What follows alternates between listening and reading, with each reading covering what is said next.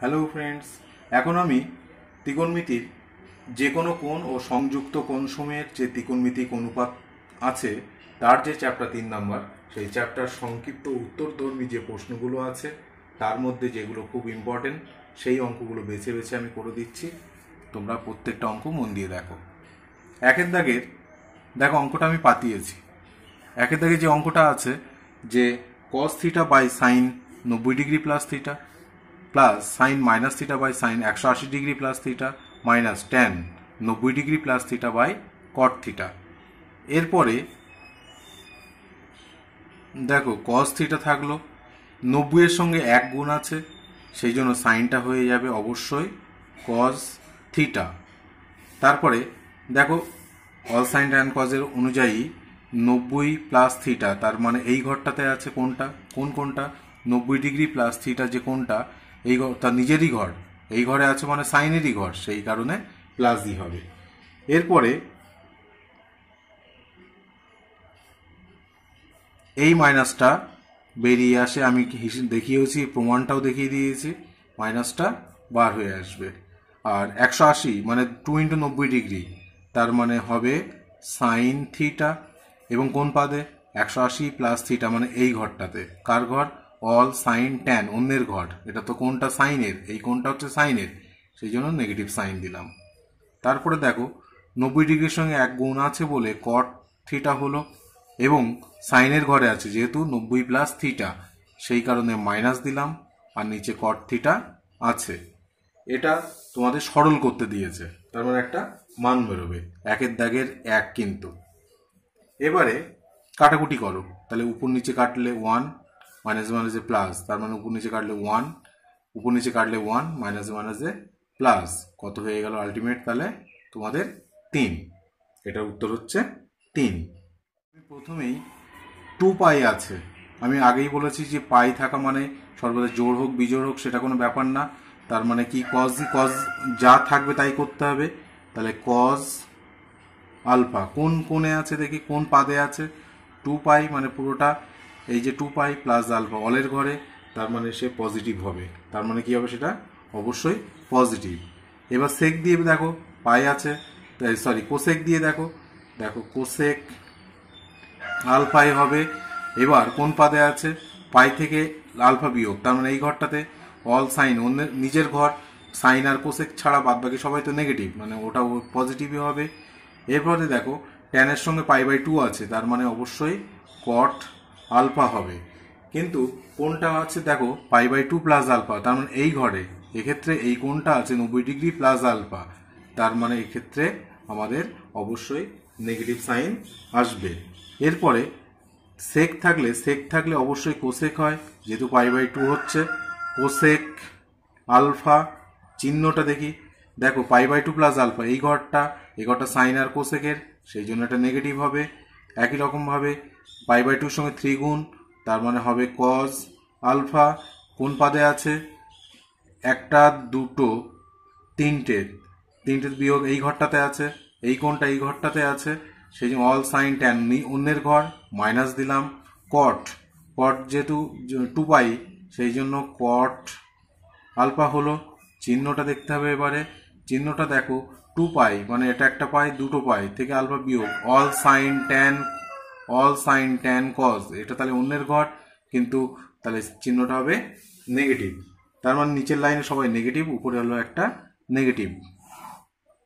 এরপরে খেয়াল করে দেখো, দাগ না কাটলেও চলতো, এটা কাটছে তো কেটেই গেছে, অঙ্ক তো হয়ে গেছে, এটা কেটে যাচ্ছে, কস কাটছে, কট কাটবে, তাহলে মাইনাস আছে এখানে, মাইনাসে মাইনাসে প্লাস, প্লাস মাইনাসে মাইনাস, মাইনাসে মাইনাসে প্লাস, আলটিমেট উত্তর তাহলে কত 1, অর্থাৎ এর উত্তরটা হবে 1।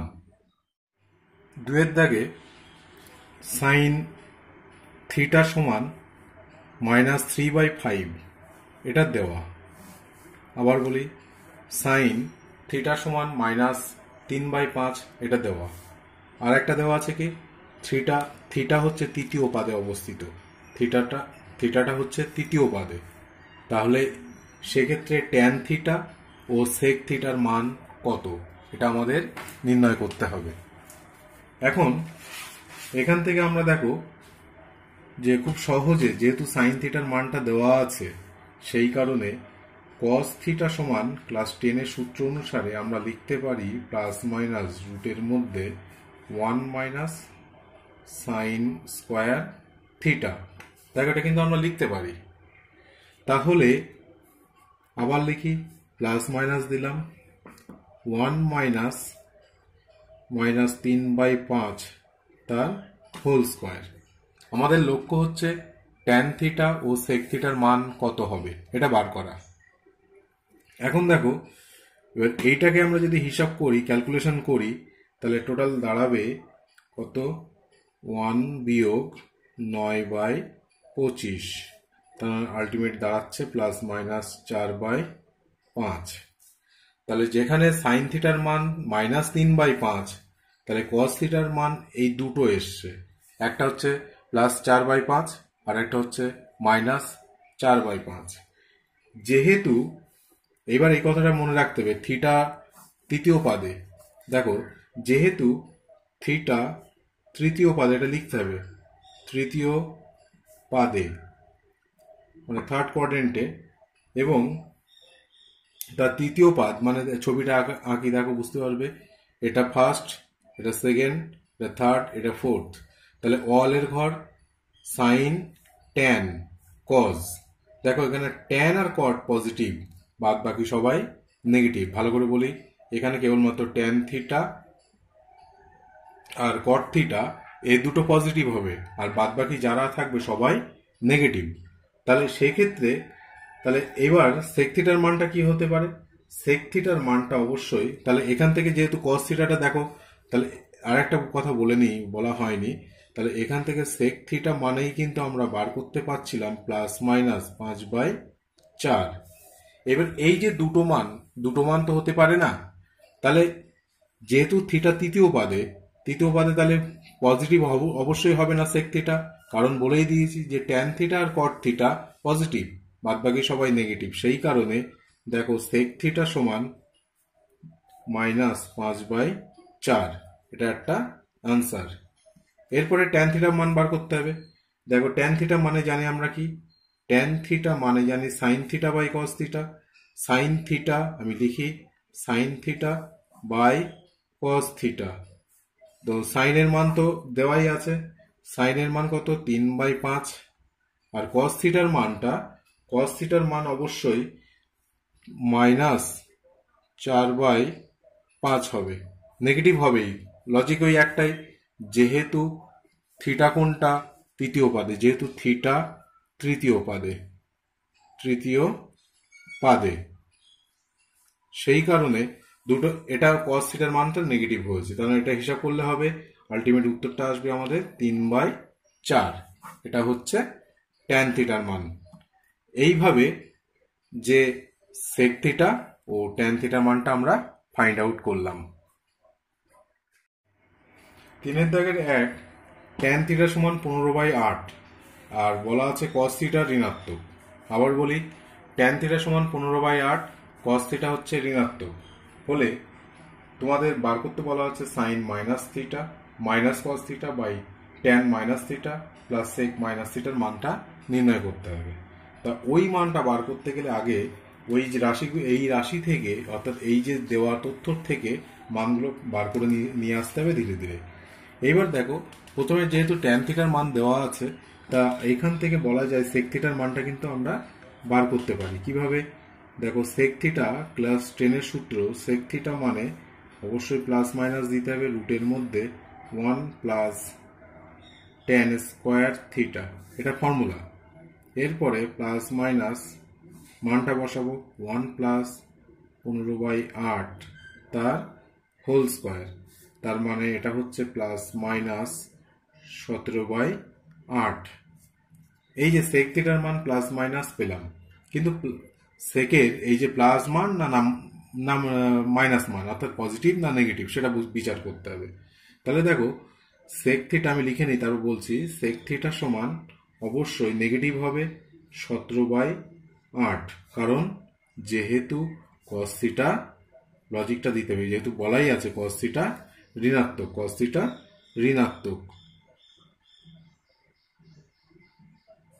এটা তোমাদের লিখতে হবে, এই লজিকটা অবশ্যই দিতে হবে। তাহলে দেখো আমরা ট্যান থিটা থেকে সেক থিটা বার করলাম, সেক থিটার যে মান সেটা নেগেটিভ ঠিক করে নিলাম।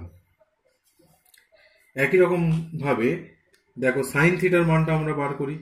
সাইন থিটা, সাইন থিটার মানটা কিভাবে বার করবে, আমি ভুল লিখে ফেললাম। সাইন থিটা মানে ক্লাস 10-এরই ফর্মুলা, প্লাস মাইনাস দেবে 1 মাইনাস কজ স্কোয়ার থিটা, এরপরে প্লাস মাইনাস কজের মান তো আমরা পেয়ে গেছি, এটাই হবে। কজের মান হচ্ছে তাহলে কত, উল্টে যাবে 8/17 তার স্কোয়ার। এবার দেখো প্লাস মাইনাস হচ্ছে জিনিসটা, এটা হিসাব করলে হবে তোমাদের, প্লাস মাইনাস হিসাব করলে 15/17, 15/17। তাহলে এক্ষেত্রে সাইন থিটার মান পেলাম আমরা কত, প্লাস মাইনাস 15/17। কিন্তু থিটাটা দেখো, থিটা প্রশ্নে বলা আছে এই যে মানটা, এই প্লাস মাইনাসের মধ্যে কোনটা নেবে, অতএব তাহলে এক কাজ করি, সাইন থিটা সমান দেখো মাইনাস 15/17 হবে, প্লাস মাইনাস না। তাহলে আমরা পেলাম কি, এই একটা মান পেলাম, সেক থিটার একটা মান পেলাম, এই দুটো মান কাজে লাগবে। এটা কেন হলো, কারণ বলেই দিয়েছি আমরা যে কস থিটা ঋণাত্মক, কস থিটা ঋণাত্মক বলে কোন পাদে আছে একটু দেখে নিই। থিটাটা কিন্তু তৃতীয় পাদে আছে, থিটাটা হচ্ছে তৃতীয় পাদে, থিটা তৃতীয়, থার্ড কোয়াড্রেন্টে তৃতীয় পাদে আছে। কেন আছে, থার্ড কোয়াড্রেন্টে আছে বলে আবার একটু বোঝাই, এটা হচ্ছে অল, সাইন, ট্যান, এটা হচ্ছে কজ। এবার দেখো ট্যান থিটা, থিটার তৃতীয় পাদে হচ্ছে ট্যান আছে বলে ট্যানের মান পজিটিভ, তৃতীয় পাদে আছে বলে সেকের মান আমরা পেয়েছি, কজের মান ঋণাত্মক, মানে এটা কজ অবশ্যই নেগেটিভ হবে, কজ নেগেটিভ হলে সেক নেগেটিভ হবে, আবার সাইনও তাহলে নেগেটিভ হবে, কারণ এখান থেকে বোঝা যাচ্ছে কনক্লুশনটা থিটাটা অবশ্যই তৃতীয় পাদে। এরপরে মানগুলো আমাদের ক্যালকুলেশন করতে হবে। এখন যার মান বার করতে দিয়েছে সেটা পাতায় দেখো, এখন মানটা বার করতে হবে সাইন মাইনাস থিটা, আমি একটু এগিয়ে নিই, sine minus theta minus cos theta, তারপরে tan minus theta plus sec minus theta. এবং এই হিসাবটাকে দেখো মাইনাসটা বেরিয়ে আসবে, সূত্র আমি বুঝিয়েছি আগে, কস থিটা হলো ট্যান বেরোবে, সেক বেরোয় না, মানে সেক থিটা, সেক আর কস বেরোয় না, বার হয় না, কিন্তু আমরা এর আগেতেই বলে দিয়েছি। এরপরে মানগুলো পুট করতে হবে, কত হবে, মাইনাস 15/17 মাইনাস কস থিটার মান পেয়েছি কত, দেখো কস থিটার মান পেয়ে গেছি তোমার, কস থিটার মান মাইনাস 8/17, আর নিচে হবে অবশ্যই ট্যান থিটার মান আমরা জানি মাইনাস 15/8, আর সেক থিটার মান পেয়েছি মাইনাস 17/8। এবার এইটা যদি হিসাব করি, পুরো ক্যালকুলেশন করলে আমাদের উত্তর আসবে নেগেটিভ সাইন থাকবে 23/68। এই হচ্ছে উত্তর। সেক থিটার মান যেহেতু মাইনাস 17/8 হয়েছে, এখানে কস থিটার মানটা কিন্তু ওই কারণে উল্টে দেওয়া হয়েছে, এটা খেয়াল রাখতে হবে। কারণ এই রাশিটার মান আমরা পেলাম কত, এই রাশিটার মান পেলাম মাইনাস 23/68, এটাই উত্তর। 3-এর দাগের 2, এই অঙ্কটাতে একই রকম 3-এর দাগের 1-এর মতো, এখানে থিটা চতুর্থ পাদ উল্লেখ করা আছে, তার মানে যে কোনটাই আমরা বিচার করি না কেন এই থিটাটা কিন্তু সর্বদা এখানটাতে থাকবে চতুর্থ পাদে। আর বলা আছে সেক থিটা, আমি ওটা লিখে নিই, সেক থিটা যেটা দেওয়া আছে, সেক থিটা বলা আছে 5/3, এই মানটা দেওয়া দিয়ে আমাদের নির্ণয় করতে হবে, যেটা সেটা লিখছি এখানটায়, 6 tan theta plus 5 cos theta by 5 cot theta theta plus cosec theta, এই মানটা কত বার করতে হবে, এটা দেওয়া আছে থিটা চতুর্থ পাদে হলে এই মানটা কত। এইবার দেখো যে সেক থিটা সমান 5/3 হলে তাহলে এখান থেকে ট্যান থিটা সমান আমরা ক্লাস 10-এর সূত্র থেকে বার করতে পারি। তাহলে অতএব দিলাম ট্যান থিটা মানে অবশ্যই দিতে হবে রুট এবং প্লাস মাইনাস মাস্ট। তাহলে সূত্রটা লিখে নিই, সেক স্কোয়ার থিটা -1। এখন ওই মানটা যদি পুট করি তাহলে হবে 25/9 25/9 বিয়োগ 1, তার মানে হচ্ছে আমাদের 16, তার মানে প্লাস মাইনাস 4/3। দুটো মান আছে, প্লাস মাইনাস। ট্যানের কোন মানটা দেবো খেয়াল করে দেখে এবার বিচার করে নিই। অল সাইন ট্যান কজ, এটা অন্যের ঘর, থিটাটা অন্য ঘরে আছে কিন্তু ট্যান থিটা। তাহলে যেহেতু থিটা চতুর্থ পাদে লিখবে, যেহেতু থিটা চতুর্থ পাদে অবস্থিত, চতুর্থ পাদে, অতএব আমরা লিখতে পারি ট্যান থিটা সমান অবশ্যই কি হবে, নেগেটিভ সাইন হবে 4/3। এটা কিন্তু খেয়াল রাখতে হবে এবং বারবারই লিখতে হবে।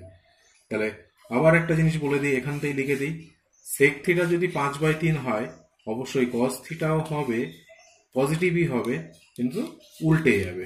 তাহলে দেখো আমাদের অঙ্কে যে ট্যান থিটা, অঙ্কে যার মান বার করতে হবে তাতে ট্যান থিটার মান দরকার, কস থিটার মান দরকার। ট্যান থিটার মান বার করেছি, কস থিটার মানও বার হয়েছে, বাকি থাকলো তাহলে কট থিটা। এখান থেকে আমরা তো কট থিটা অবশ্যই লিখতে পারি, অতএব কট থিটা সমান দেখো তাহলে -3/4। তাহলে এইবার যেটা বাকি থাকলো সেটা হচ্ছে শুধু কোসেক থিটা, শুধু কোসেক থিটা। দেখো কস থিটা তো জেনে গেছি, তাহলে অতএব আমরা ওখান থেকে সাইন থিটার মানটাও বার করে নিয়ে আসতে পারি, প্লাস মাইনাস রুটের মধ্যে 1 মাইনাস কস স্কোয়ার থিটা। তাহলে প্লাস মাইনাস রুটের মধ্যে 1 মাইনাস 3/5 তার স্কোয়ার, তার মানে হিসেব করলে দেখি কত হচ্ছে, প্লাস মাইনাস 4/5 হিসাবটা করবে। এইবার এক্ষেত্রে পজিটিভ নেব না নেগেটিভ নেব, থিটা প্রশ্নে বলা চতুর্থ পাদ, এক্ষেত্রেও একই কথা লিখবো, থিটা চতুর্থ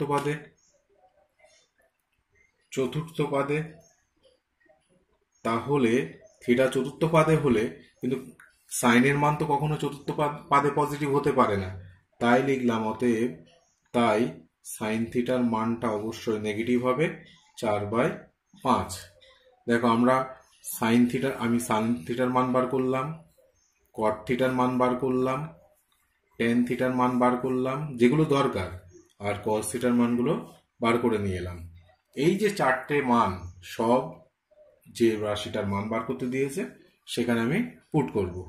তাহলে এবার বসাই 6, দেখো 6 ইন্টু ট্যান থিটার মান হচ্ছে, ট্যান থিটার মান কত দেখে নি, -4/3 প্লাস 5 কস থিটার মান বার করা আছে 3/5, অবশ্যই 3/5, তারপরে 5 কট থিটার মান দেওয়া আছে 3/4 প্লাস কোসেক সাইন থিটার মান যেহেতু ওটা, তাহলে ওটা উল্টে দিলেই কোসেকের মান বেরোবে -5/4, পুরো মানটা বসিয়ে দিলাম।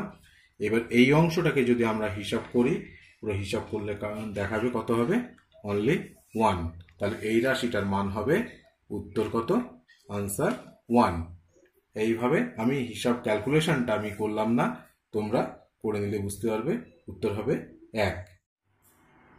10-এর দাগের এই যে অঙ্কটা দেওয়া আছে, এই অঙ্কটার মান 2 প্রমাণ করতে হবে। তো এই অঙ্কটা খুব ইম্পর্টেন্ট, উচ্চ মাধ্যমিক 11-এ খুব আসে। তো অঙ্কটা প্রথমেই বলি যে এই অংশটা আর এই অংশটা কোনো রকম পরিবর্তন করবে না, শুধু লাস্টের যে দুটো টার্ম আছে সেই দুটোকে পাল্টাতে হবে। তো আমি প্রথমে লিখে নিই cos square π/4 plus sine square 3π/4 plus, দেখো এখানটা লিখি আমি সাইন স্কোয়ার পাই প্লাস π/4, দেখো এই দুটো যোগ করলে 5π/4 হচ্ছে। পরেরটা সাইন স্কোয়ার হবে পাই প্লাস 3π/4, এটা অবশ্যই পাই।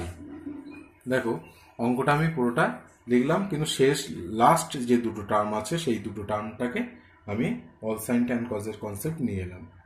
এরপরে cos স্কোয়ার π/4 হবে প্রথমটা, দ্বিতীয়টাও পাল্টাইনি আমি, থাকলো সাইন স্কোয়ার 3π/4 প্লাস পাই আছে, তার মানে অবশ্যই সাইন স্কোয়ার π/4 হবে। চিহ্ন প্লাস হোক মাইনাস হোক সেটা কোনো ব্যাপার না, যেহেতু স্কোয়ার আছে পজিটিভ হয়ে যাবে, ডাইরেক্ট রেজাল্ট আমি লিখছি। এটাও তাই, সাইন স্কোয়ার 3π/4ই হবে, যেহেতু পাই আছে। এরপরে দেখো দুটো হিসেব করবে, এইটা আর এই অংশ আর এই অংশ, দুটো অংশ আছে, সেই দুটো অংশ থেকে ঠিক করতে হবে যে কোথায় কিভাবে করা যায়। তাহলে একটু সাজিয়ে নিই, সাইন স্কোয়ার π/4 প্রথমটা লিখলাম এই অংশটা, প্লাস কস স্কোয়ার π/4 এটা হলো, প্লাস এরপরে অঙ্কটাতে দেখো যে এই যে সাইন স্কোয়ার